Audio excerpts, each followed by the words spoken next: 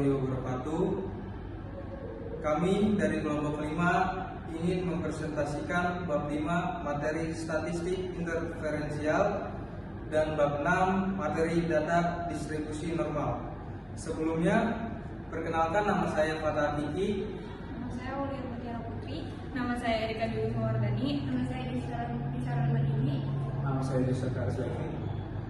Yuk, kita lihat tata konsepnya.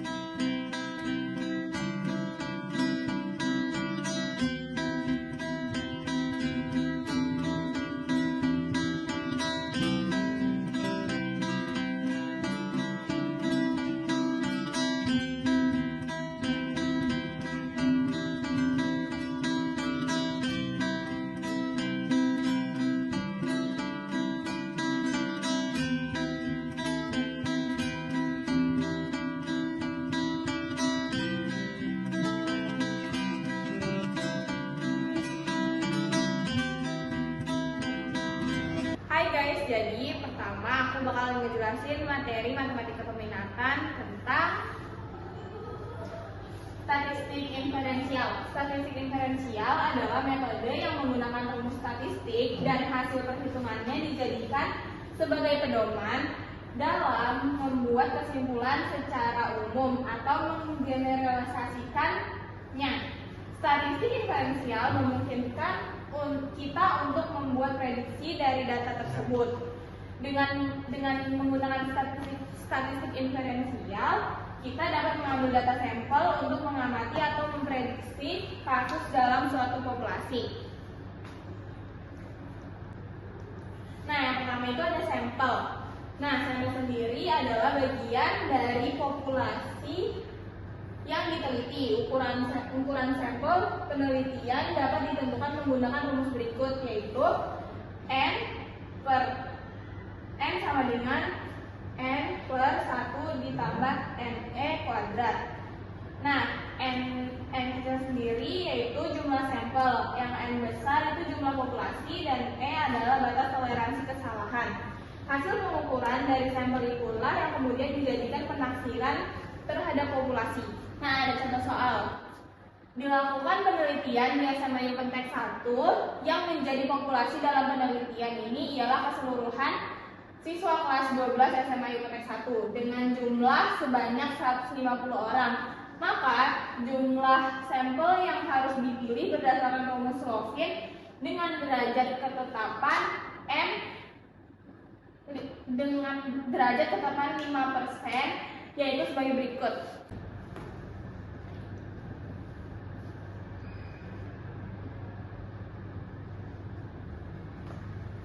Nah, N besarnya itu yaitu 150 per 1 ditambah 150 dikali 0,05. 0,05 ini dari 5%, dijadiin desimal kuadrat.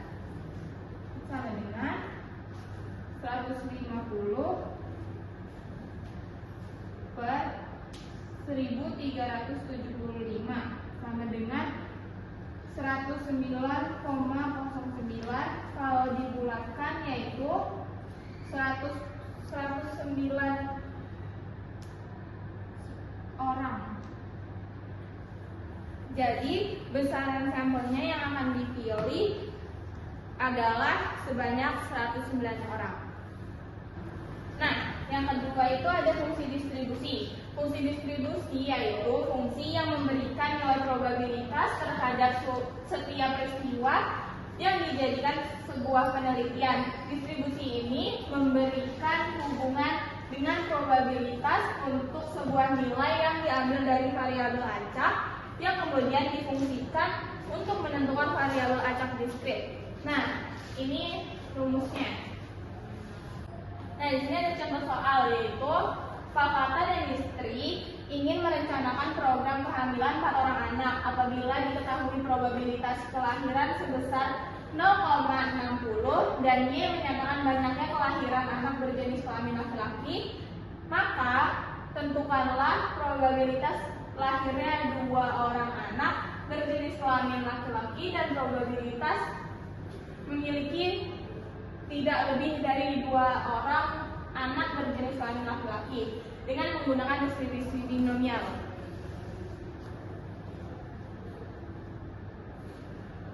Nah, yang pertama kita itu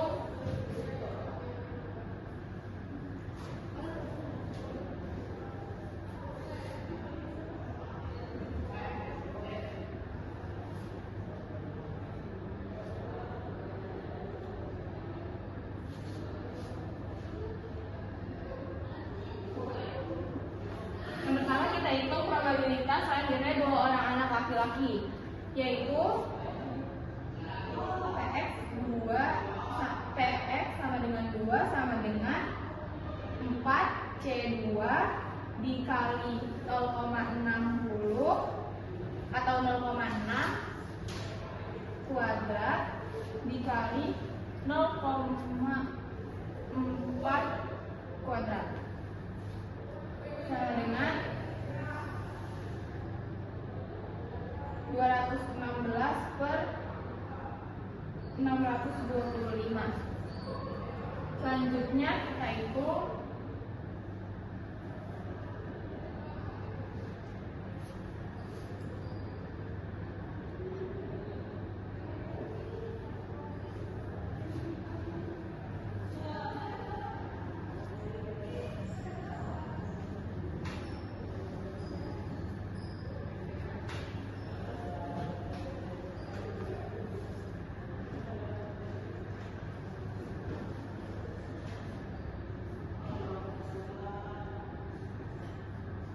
Selanjutnya kita hitung probabilitas memiliki tidak lebih dari 2 orang anak berjenis kelamin laki-laki, yaitu P X kurang dari sama dengan 2 sama dengan 4 C X dikali 0,6 kuadrat 0,6 X dikali 0,4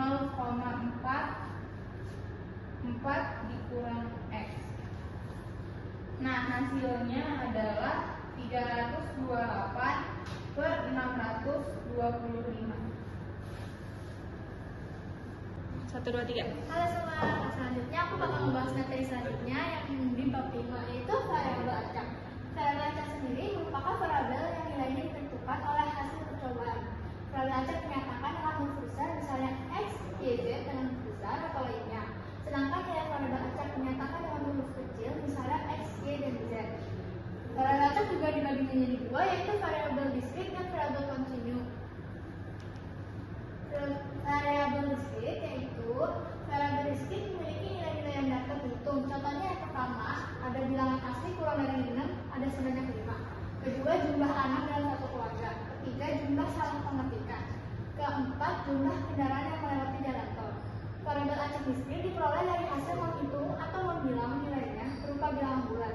Nilai-nilai variabel acak diskrit digambarkan pada garis interval berupa deretan titik-titik yang saling berpisah. Yang kedua, ada variabel kontinu. Variabel kontinu memiliki nilai yang dapat dihitung. Contohnya yang pertama ada bilangan bulat dari 3, kedua ada waktu tempuh kendaraan, dan yang terakhir ada usia penduduk suatu daerah. Variabel acak kontinu diperoleh dari hasil mengukur dan nilainya berupa bilangan real. Nilai-nilai variabel acak kontinu jika digambarkan pada garis interval berupa titik-titik tersambung. Nah, sekarang kita bakal lanjut ke contoh soal. Kita lakukan secara bersamaan sebanyak 1 kali. Berapa peluang munculnya mata dadu genap pada dadu dan munculnya gambar G pada koin?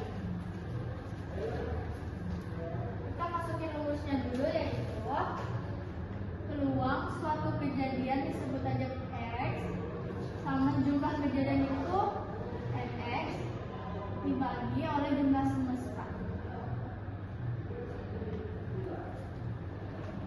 Terus kita bakal membuat ruang sampel pakai diagram pohon. Kan koin itu ada angka dan gambar.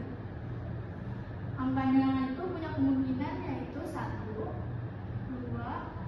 3, 4, 5, 6. Dan gambarnya juga punya kemungkinan ada 1, 2, 3, 4, 5, dan 6.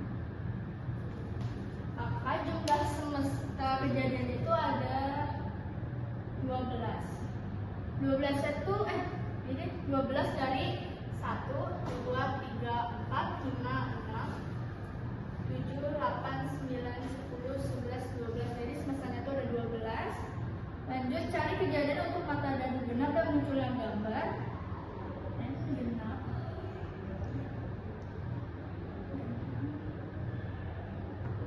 Gambar. Yaitu ada 3 kejadian. Kenapa ada 3 kejadian? Yaitu untuk gambarnya kan di sini. Jadi kan sebenarnya genap berarti ada 2, 4, 6 dan itu ada 3. Jadi 3 kejadian. Lalu peluang muncul mata dadu genap dan gambar pada koin. Peluang genap.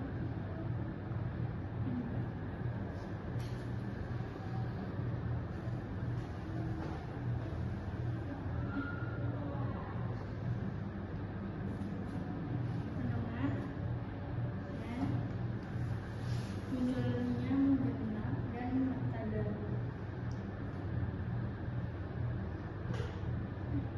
Dan gambar salah.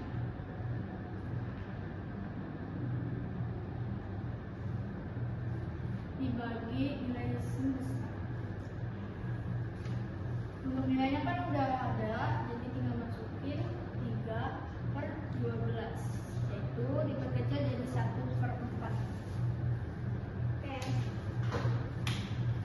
Oke guys, kita lanjutkan contoh soal kedua. Ada sebuah koin dilempar 5 kali. Berapa peluang kemunculan angka sebanyak 5 kali? Kita pakai rumus yang tadi.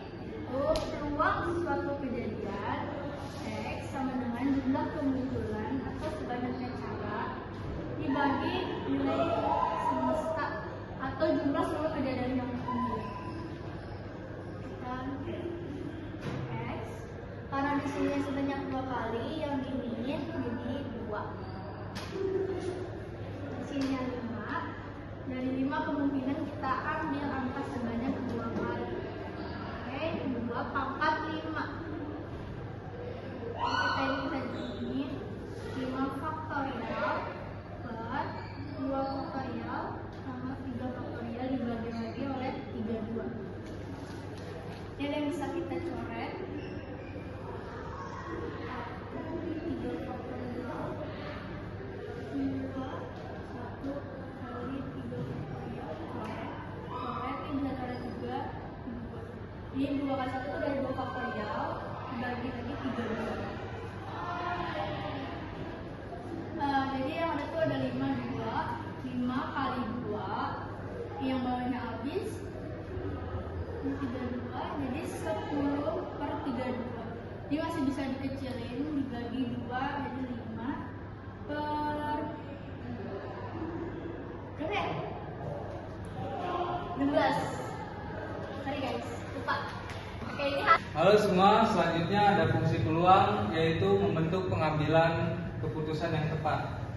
Contoh peluang. Misalkan X adalah perubahan acak diskrit dengan nilai-nilai yang mungkin adalah X1, X2, X3. Kemudian disusun menurut urutan dari yang terkecil sampai yang terbesar. Nilai-nilai tersebut mempunyai peluang masing-masing. P dalam kurung X sama dengan 1 sama dengan P X1, untuk I sama dengan 1, 2, dan 3. Bilangan P XI untuk I sama dengan 1,2, 3 dinamakan peluang X1 dan harus memenuhi syarat berikut. A. P X1 lebih besar sama dengan 0 untuk semua I. B. Sigma I sama dengan 1. P dalam kurung XI sama dengan 1. Dan C. P dalam kurung X sama dengan X dan sama dengan PX sama dengan FX. Berikut ada contoh soal. Nilai peluang setiap nilai keubah acak pada pelanturan 3 buah logam adalah. Berikut tabel yang sudah saya buat ini dan caranya. X sama dengan dalam kurung 0,1, 2, 3. F 0 sama dengan P dalam kurung X sama dengan 0 sama dengan 1/8.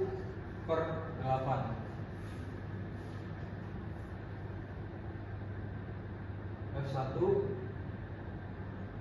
sama dengan P dalam kurung X sama dengan 1 sama dengan 3/8, dan F2 sama dengan P dalam kurung X sama dengan 2 sama dengan 3/8, dan F3 sama dengan P dalam kurung X sama dengan 3 sama dengan 1/2. Berikut cara mengerjakannya. Berikut contoh soal binomial. Peluang mendapatkan 1 kali jumlah angka 7 dalam 3 kali pelemparan 2 buah dadu adalah.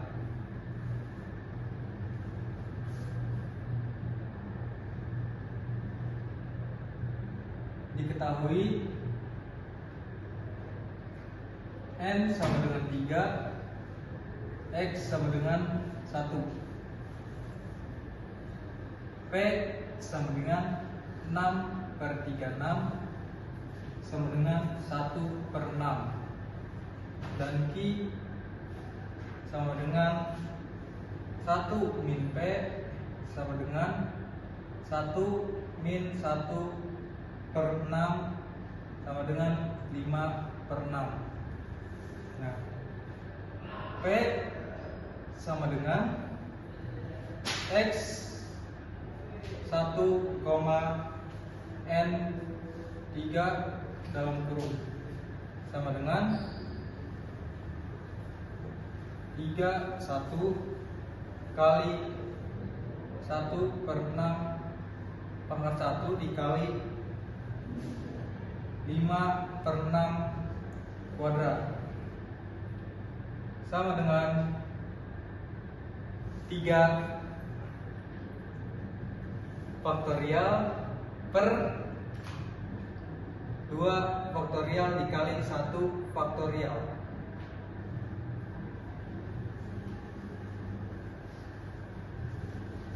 Dikali 1/6 dikali 25/36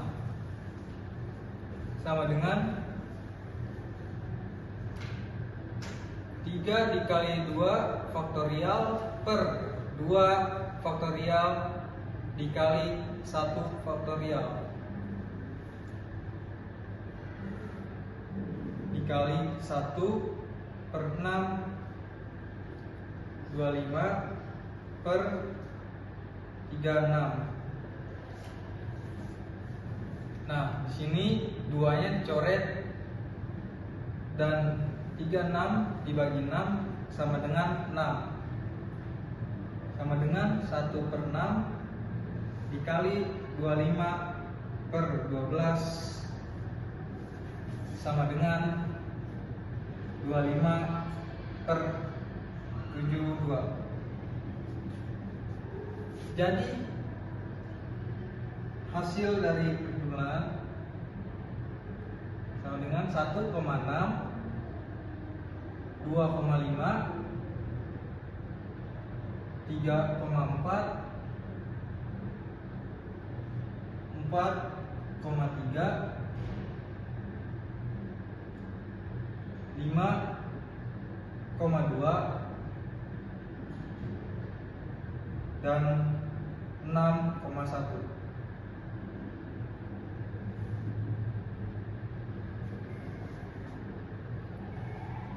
Berikut contoh soal binomial.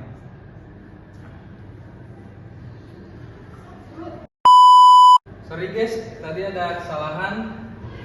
Jadi 3 ini turun dari 3 kali 2 faktorial per 2 faktorial kali 1 faktorial dikali 1 per 6 dikali 25 per 36 sama dengan 2 faktorial ini dicoret jadi 3 per 1 dikali 1 per 6 dikali 25 per 36 sama dengan, nah 36 ini dicoret dengan 3 menjadi 12.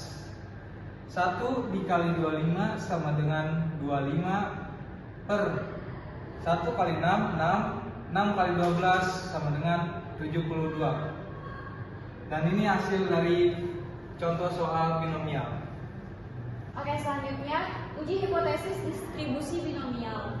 Nah, di sini ada populasi dan sampel. Populasi adalah keseluruhan unsur-unsur yang memiliki beberapa karakteristik yang sama. Misalnya, populasi yang terdiri atas semua siswa SMA di Indonesia atau populasi yang terdiri atas semua produk minuman jenis tertentu yang dihasilkan oleh suatu pabrik. Nah, sampel adalah bagian dari populasi yang idealnya diambil secara acak. Maksudnya adalah semua unsur dalam populasi memiliki kesempatan yang sama untuk terpilih sebagai anggota sampel. Misalnya pada saat dilaksanakan pemilihan umum sering ditanyakan hasil perhitungan dengan metode perhitung cepat. Oke, di sini ada contoh soal. Dalam pemilihan kepala desa Sukamaju yang terdiri dari 100 tempat pemungutan suara sebanyak 20 tempat, target diambil secara acak untuk perhitungan suara secara cepat atau quick count sehingga hasilnya memberikan gambaran yang lebih akurat. Jadi populasi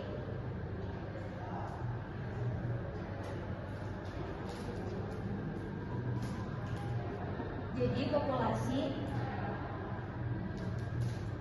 100 tempat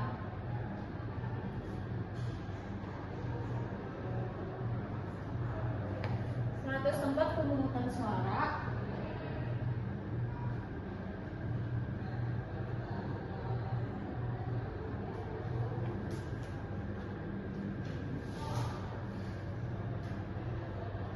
pemilihan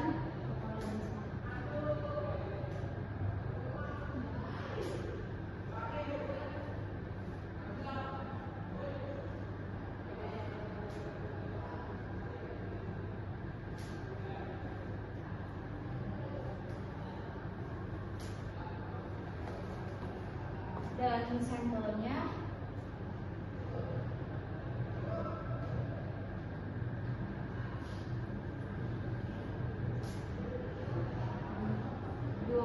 tempat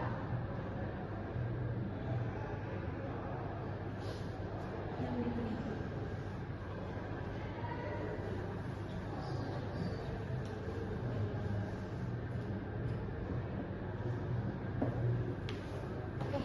Oke, selanjutnya soal kedua.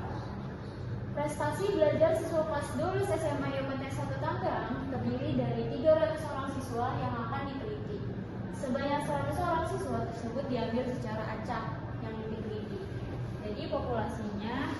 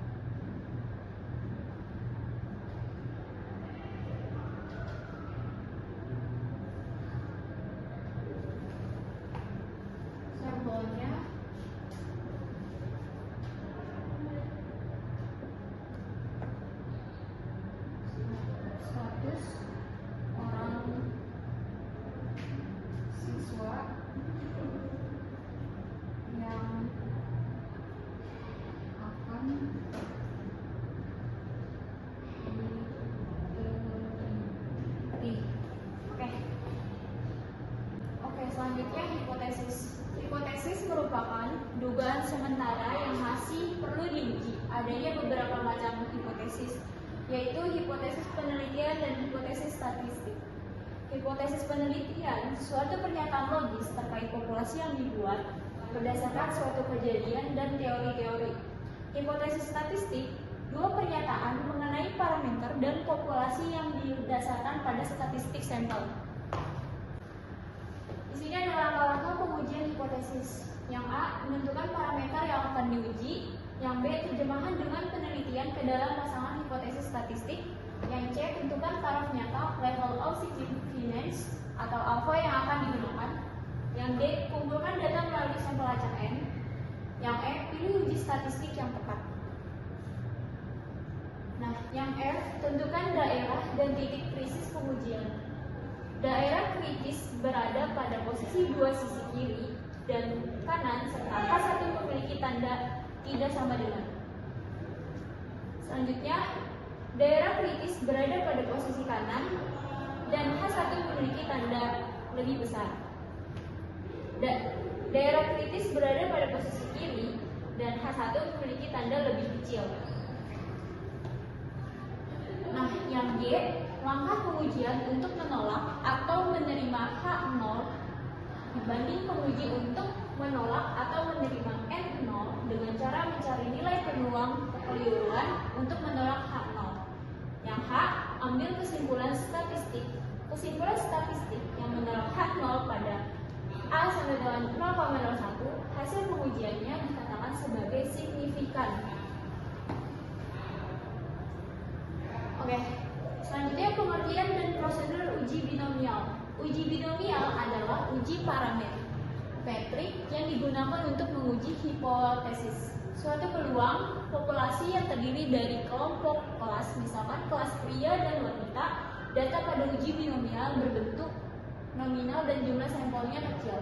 Nah, yang A itu menentukan hipotesis. Ada 3 cara dalam menentukan uji hipotesis binomial. Di antaranya adalah yang pertama ini uji dua pihak. H0 banding P sama dengan P0. H1 banding P tidak sama dengan P0. Yang kedua, uji satu pihak banding kanan. H0 banding P lebih kecil sama dengan P0. H1 banding P lebih besar P0. Nah, yang ketiga, uji satu pihak banding kiri. H0 banding P lebih besar sama dengan P0. H1 banding P lebih kecil P0. Nah, yang B ini menentukan tingkat signifikan. Alfa, tingkat signifikan atau taraf nyata adalah bilangan-bilangan yang menunjukkan peluang melakukan kekeliruan menolak H0 yang seharusnya diterima atau menerima H0 yang harus ditolak. Oke, jadi kita ke bagian C ya, yaitu menentukan distribusi binomial. Sekarang kita pakai cara yang ini. Di sini kita bacanya yaitu sigma batas atas X, batas bawah K sama dengan 0, kombinasi tingkat N dari K, P pangkat K dikali Q pangkat N min K. Nah, di sini dijelaskan bahwa jika N lebih kecil sama dengan 25 dan P sama dengan Q sama dengan setengah, maka nilai peluang untuk K objek dapat dilihat dengan menggunakan tabel binomial. Tabel ini menyajikan kemungkinan satu pihak atau kejadian di bawah H0. Uji satu pihak digunakan apabila telah memiliki perkiraan frekuensi yang lebih kecil.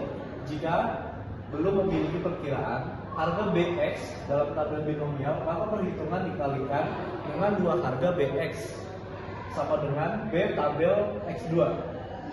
Jika P tidak sama dengan Q, maka nilai peluang didapat dengan cara mensubstitusikan harga-harga pengamatan dalam rumus fungsi peluang distribusi binomial. Oke, sekarang lanjut ya di bagian pengertian dan prosedur uji binomial. Di sini bagian D yaitu pengambilan keputusan. Definisinya yaitu suatu proses berurutan yang memerlukan penggunaan model secara cepat dan benar. Dalam menentukan pengambilan keputusan, terlebih dahulu perlu ditentukan kriteria uji setelah perhitungan distribusi binomial. Selanjutnya, jika P lebih kecil dari Q, maka H0 ditolak. Dan jika P lebih besar sama dengan Q, maka H0 diterima. setelah kriteria uji didapat, kita dapat mengambil kesimpulan bahwa uji hipotesis pada suatu kejadian dapat diterima ataupun ditolak. Kemudian kita di bagian D yaitu pengambilan keputusan. Nah, di sini ada contoh penelitiannya nih. Di sini diketahui jumlah kejadian M sama dengan B sama dengan P0 sama dengan 90% sama dengan titik-titik. Kemudian di bawahnya B sama dengan 1 min B sama dengan 1 min titik-titik sama dengan titik-titik. Nah, 3 tentukan hipotesis sehingga diperoleh H0 sama dengan titik-titik, H1 sama dengan titik-titik. Nah, di sini ada tabel penelitiannya nih. Di sini ada kategori, kemudian di sini ada frekuensi dan jumlah dari frekuensinya ada di sini. Maka diharapkan K sama dengan sekian. Nah, di sini ada contohnya nih, contoh penelitiannya. Nah, tentukan tingkat signifikan satu taraf nyatanya sehingga diperoleh alfa sama dengan 5%. 5. Kemudian tentukan distribusi binomialnya dengan rumus berikut. Nah, ini pakai cara yang tadi ya guys di sini. Nah, di sini tuh sigma batas atas X, batas bawah K sama dengan 0. Kombinasi N, kombinasi tingkat N dari K, P pangkat K, Q pangkat N min K. Sama kayak rumus yang sebelumnya telah saya jelaskan. Nah, sehingga dapat diperoleh sebagai berikut, yaitu Bx 3 sama dengan Bx 0 sama dengan Bx sama dengan 1 plus Bx sama dengan 2. Di bawahnya lagi Bx sama dengan K sama dengan M faktorial per K faktorial dalam kurung M min K faktorial. Kemudian dikali dengan P pangkat K, Q pangkat M min K. Dan di bawahnya lagi Bx sama dengan 0 dan seterusnya sampai Bx pangkat 2, rumusnya sebagai berikut. Nah, kemudian jika sudah melalui tahap-tahap tersebut, kita dapat mengakhiri dengan B dalam kurung X lebih kecil dari 3 sama dengan sekian ditambah sekian sama dengan sekian. Nah, sekarang yang kita bahas yaitu ada distribusi normal dari bab 6. Nah, distribusi normal disebut juga distribusi Gauss. Distribusi ini merupakan salah satu contoh distribusi peluang variabel acak kontinu. Distribusi normal memiliki fungsi sebagai berikut, yaitu fx sama dengan 1 per to akar 2pi dikali e pangkat min setengah dalam kurung x min mu per to pangkat 2 untuk min k hingga lebih kecil dari x lebih kecil k hingga. Oke, kembali lagi dengan saya, materi kurva normal. Suatu poligon yang dirincikan yang mana koordinatnya memuat frekuensi dan aksisnya memuat nilai variabel. Kurva tersebut dipengaruhi oleh rata-rata mu dan simpangan baku to. Jika rata-rata mu besar dan simpangan baku to besar, maka kurvanya makin rendah. Jika rata-rata dan simpangan baku kecil, maka kurvanya makin tinggi. 1. Jarak plus min 1 to menampung 68% data. 2. Jarak plus min 2 to menampung 95 data. Dan 3. Jarak plus min 3 to menampung 99% data. Ya udah lah. Lu ituin aja. 2. Jarak plus min 2 to menampung 95% data. Dan 3. Jarak plus min 3 to menampung 99% data. Nah, selanjutnya ada bentuk dan daerah kurva normal. Bentuk kurva normal yaitu, nah, bisa dilihat sebagai berikut. Bentuk kurva normal menyerupai bentuk benda atau bel. Kurva normal merupakan suatu poligon yang dilecinkan yang mana ordinatnya memuat frekuensi dan aksisnya memuat nilai variabel. Bentuk kurva normal adalah simetris sehingga luas rata-rata ke kanan dan ke kiri masing-masing mendekati 50% memiliki satu modus jadi kurva unimodal. Dan di sini ada daerah kurva normal. Bisa dilihat gambar berikut ini. Ruangan yang dibatasi daerah kurva dengan aksisnya disebut daerah kurva normal. Luas daerah kurva normal biasanya dinyatakan dalam persen atau proporsi. Dengan kata lain, luas daerah kurva normal adalah 100%. Apabila dinyatakan dalam persen dan apabila dinyatakan dengan proporsi, luas daerah kurva normal adalah 1.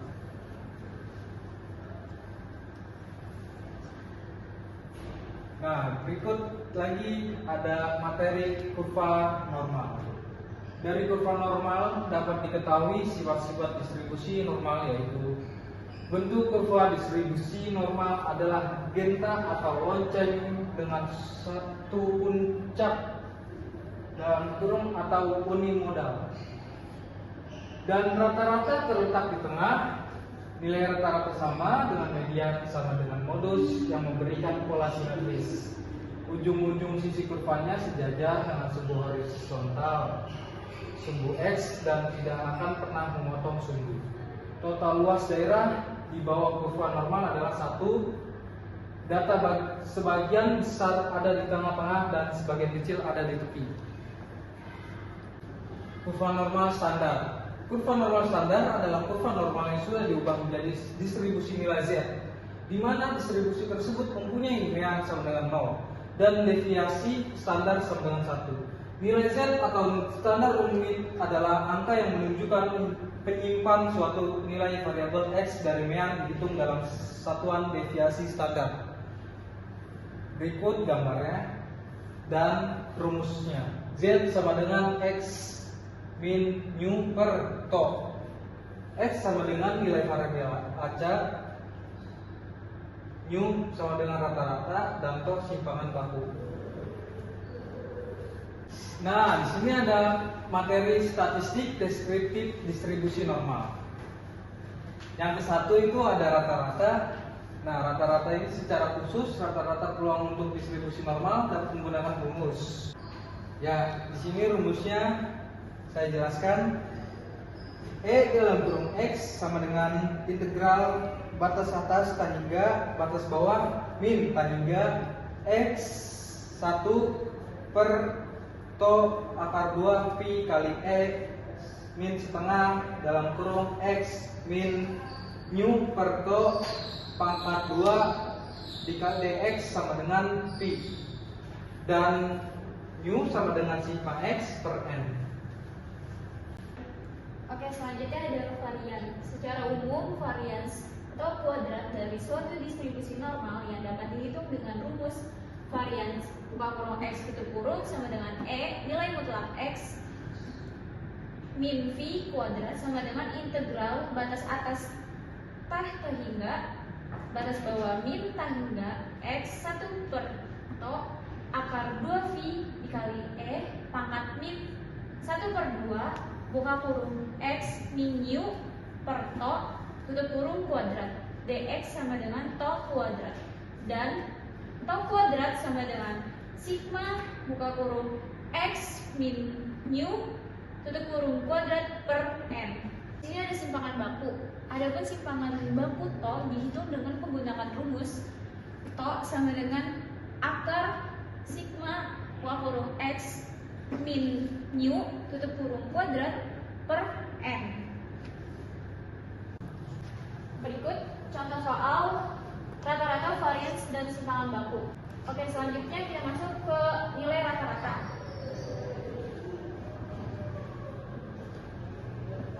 Nilai rata-rata rumusnya nu sama dengan sigma X per N. Nah, sigma X itu diambil dari nilai ini 4950 per N itu nilai kejadian, banyaknya totalnya ini 30 sama dengan 100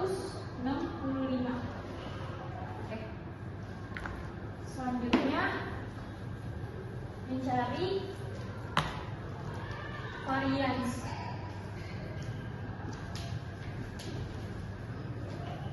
O kuadrat rumusnya sigma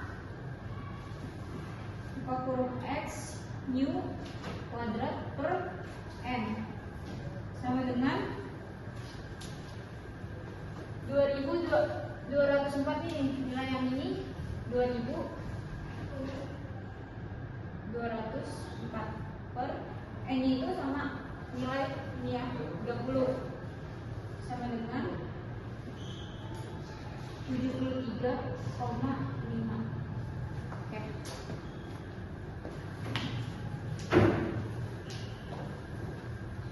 Selesai. Selanjutnya ada simpangan baku.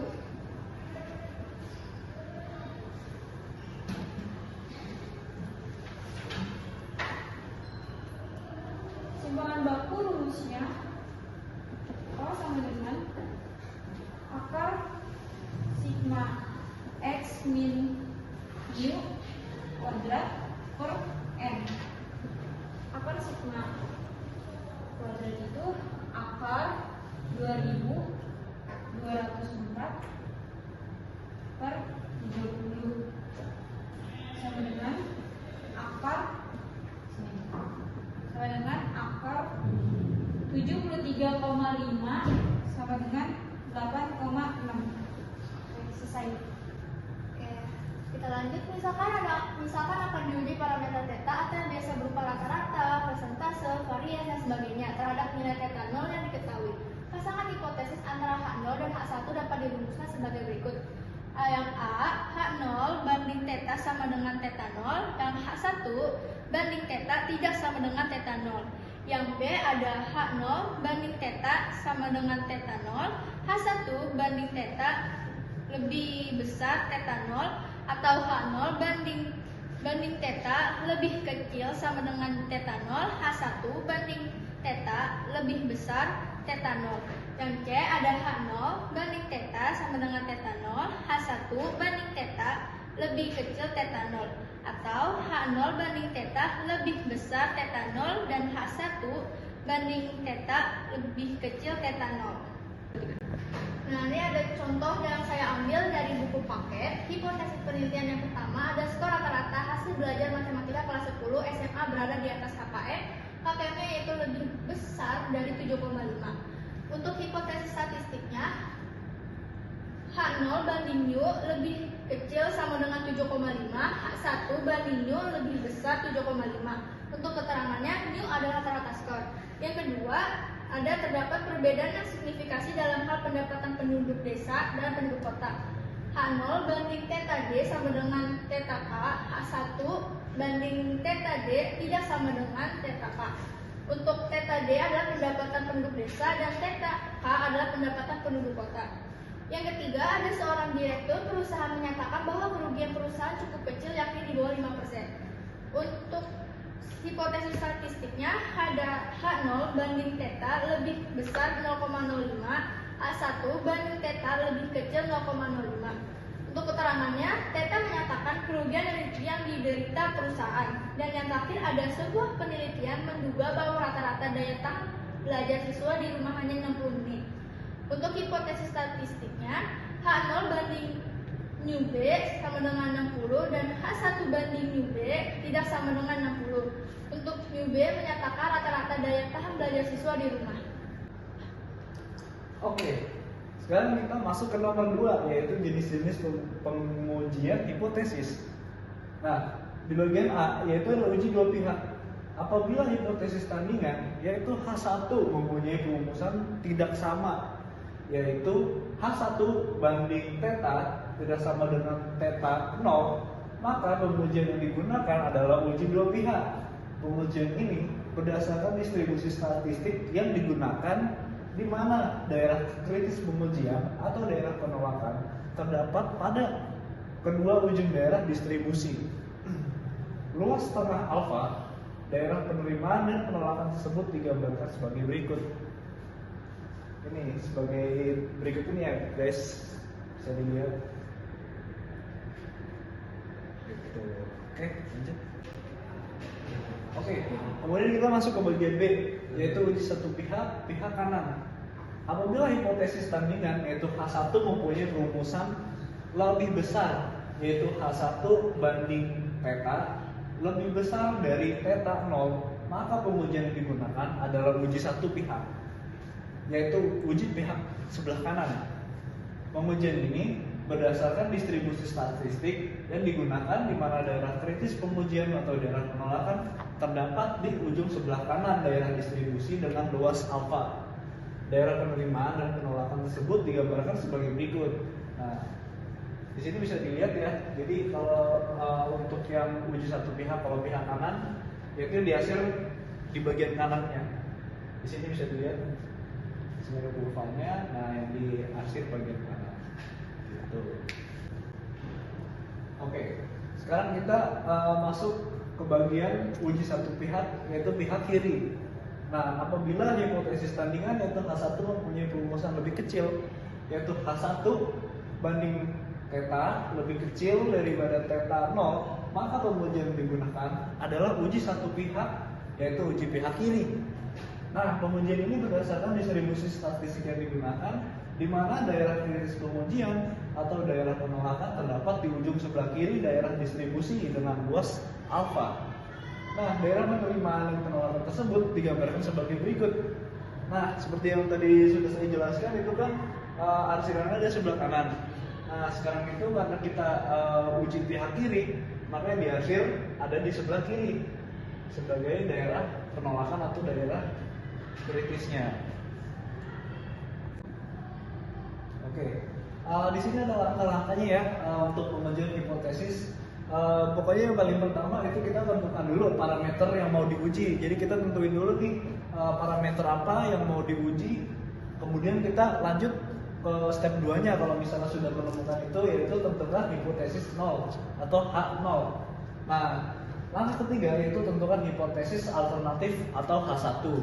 Nah, setelah itu dapat, kita bisa lanjut ke 4 yaitu tentukan alfa.